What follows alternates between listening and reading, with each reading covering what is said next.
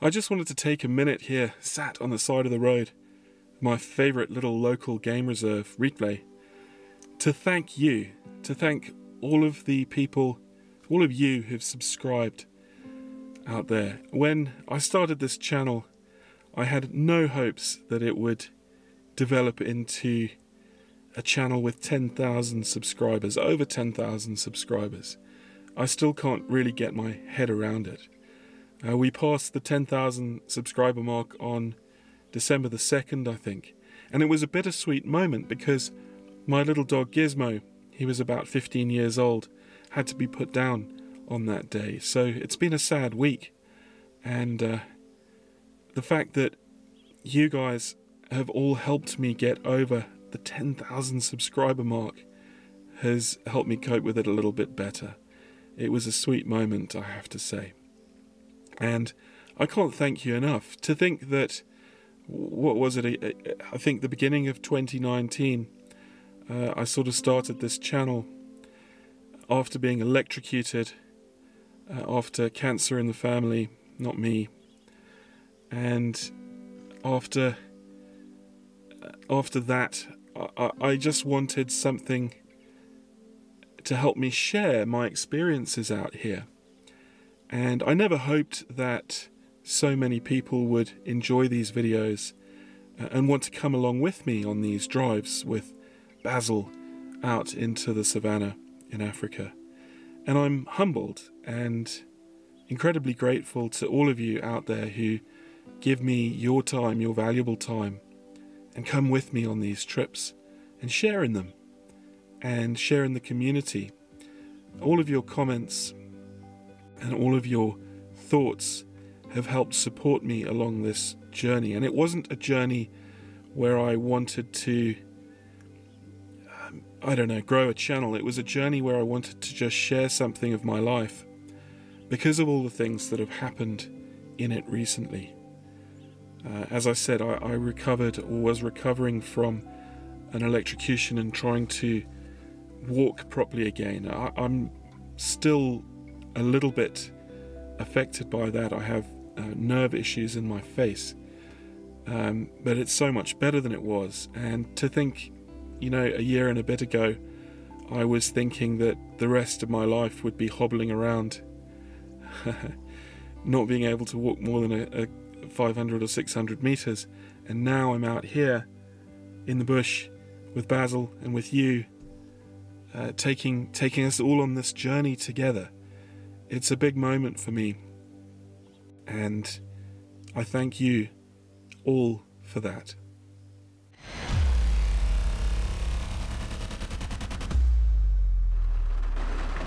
Do you hear that? It's one of the worst sounds in the world, and I guess one of the best sounds in the world too.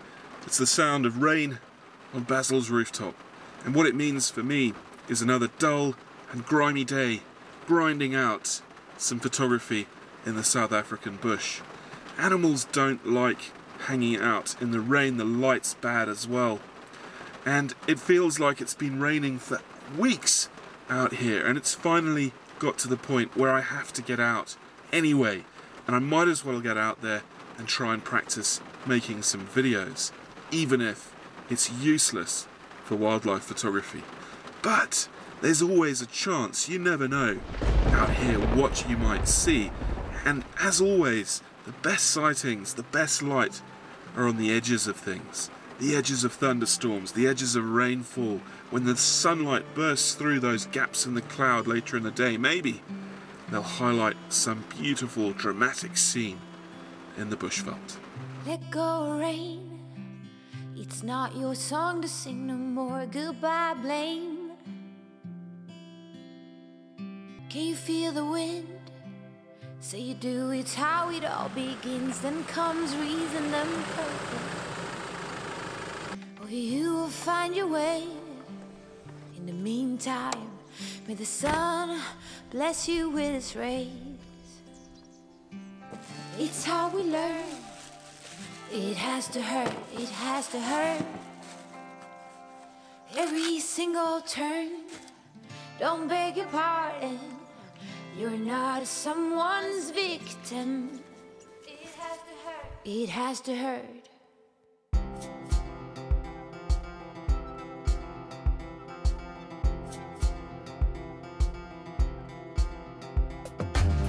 You can ask spring how it is when the buds are bursting.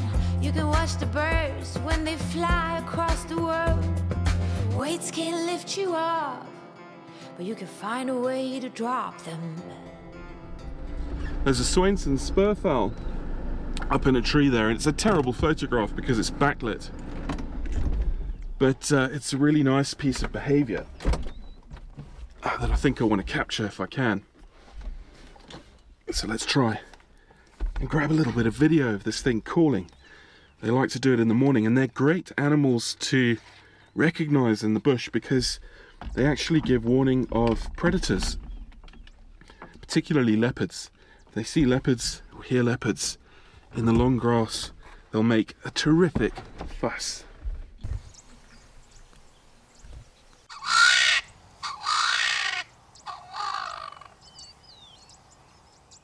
Well, that was quite nice. I managed to get two clips of him calling from his branch up there. Quite a long wait. It's lucky there's nothing else to photograph at the moment. Now he's calling again. A really nice African sound, that. They make really terrific subjects against that beautiful blue African sky, if you can catch them doing this kind of thing in the morning. And of course, in this overcast, that's not happening. But photography can't, wildlife photography at least, can't always just be about the stills images that you get. It's got to be about just being out here in this magnificent place in the grasslands of South Africa and just experiencing it in all kinds of weather conditions. Of course, it's nice to come away with a picture, but it's nicer still to come away with something special from being here. Wildlife photography is always about more than just equipment, about gear, about location. It's about little moments and recognizing them, recognizing those captivating moments in the context of a species. You could drive past a 𝗧𝗥𝗡𝗥𝗠 1,000 times and get the same shots. But when you recognize a special moment with that experience, it's at those times that you might end up with something a little bit different. With the wind blowing in this direction, it makes for a nice little moment with this species. Something different, something a little bit captivating. And that's what it's important to look for whenever you photograph any kind of animal. And the more time you spend with a species, the more you recognize when these moments occur. It's not really good enough just to venture out once or twice, snap a picture of them, and then say, oh, well, I've got a picture of that species, I don't need another one.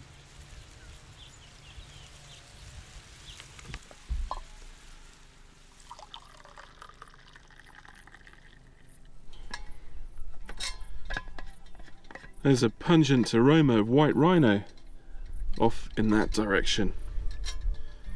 And two big ones have just walked past a couple of 100 meters away.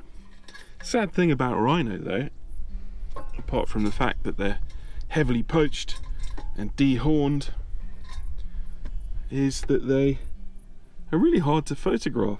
Big animals, big bulky animals, really hard to photograph, especially without that distinguishing feature, the horns.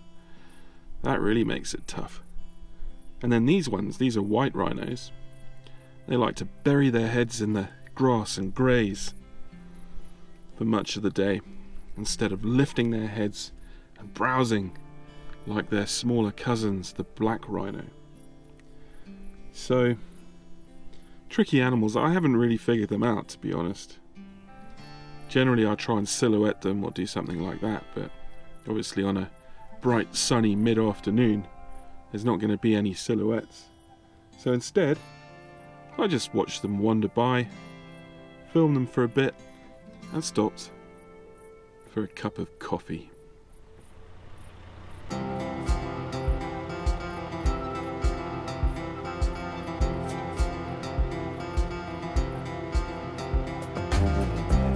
ask spring how it is when the buds are bursting. You can watch the birds when they fly across the world. Weights can't lift you up, you can find a way to drop. When the new ones weigh you down, you'll be on top of them. Oh, don't mind the fall, break down on when it burns, please. Don't be concerned, 'cause it's how we learn. It has to hurt, it has to hurt. Every single turn, don't beg your pardon, you're not someone's victim. It has to hurt, just has to hurt. There's a herd of buffalo down there. Quite a lot of them. And it's really surprising that in this rather small reserve, when there's at least 50 odd buffalo in the reserve herd, that they're so hard to find. They're enormous animals, and you'd think you'd find them easily in such a small area, but they're often hidden away in the reeds, deep in the valley, in the Sprate. And it's only because a lot of those reeds burned down over the winter, and more of the valley's exposed, that I'm seeing them here today. And it's wonderful to see them. A big herd like this. Such a privilege, so close to Johannesburg and Pretoria, to have a herd of wild Cape buffalo munching on the grasslands. Fantastic. They won't make a picture, they're just far too far away, but it's nice to see them. Just nice to see them. They're like old mates, you know, and when you see them, it just warms your heart.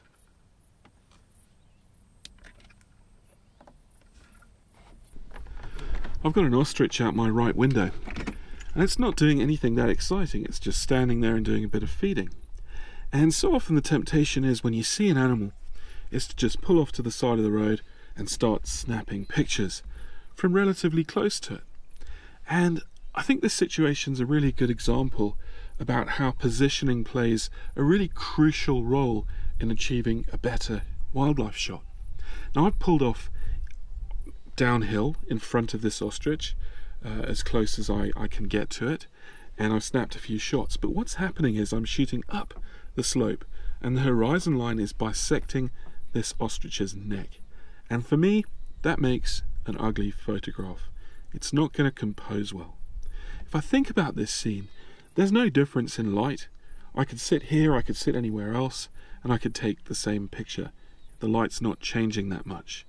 But if I drive up the hill beyond the ostrich and then angle my car back to look down valley, what'll happen is that horizon will disappear, the grass will be behind the bird, and it'll give me, I think, a much more ethereal shot, a much more contextual shot for an ostrich in the grasslands, one that I feel is certainly more pleasing in terms of composition.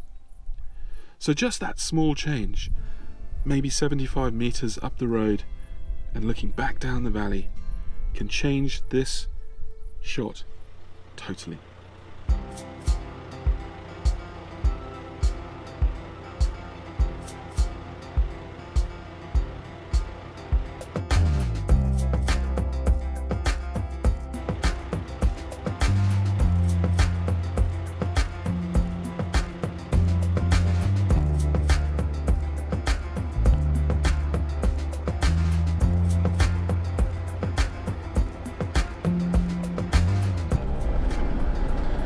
I've always loved the grasses in Africa. There's so many, they're so beautiful, especially at this time of year when they're flowering. And they're just beautiful in the soft evening glow, the sunlight coming through them gently just after sunset and the golden hour, and the wind's blowing them. I don't know what it is about them, but they've just always struck me as stunning and reminded me that I belong here in Africa. Even though I wasn't born here, I was born in Hong Kong. But this definitely feels like home now.